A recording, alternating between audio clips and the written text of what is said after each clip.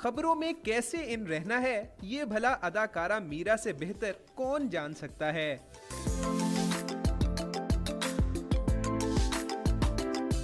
मौका कोई भी, अदाकारा अपनी नटखट अदाओं और पुरकशिश अल्फाज से परिस्तारों की खुशी का सबब बनती हैं। इस बार भी तनसीखे निकाह केस में पेशी के बाद मीरा ने इमरान खान को दोबारा शादी करने का मशवरा दे डाला।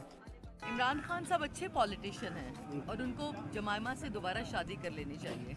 स्कैंडल क्वीन ने न सिर्फ इमरान खान को शादी का मशवरा दिया, बल्कि अपनी शादी भी धूमधाम से करने का ऐलान किया। जज्बात में बहते हुए वो ये भी भूल गईं कि मीनारे पाकिस्तान पर इज्तिमात और शादी की तकरीबात पर पाबंदी है।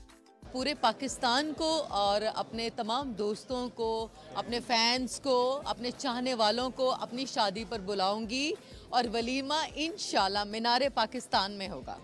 फैमिली कोर्ट के जज की जानिब से केस रोजाना की बुनियाद पर सुनने के फैसले पर मीरा ने अदालत का शुक्रिया अदा किया और आखिर में अंग्रेजी गाना भी गुनगुनाकर अपने जज्बात का इजहार किया।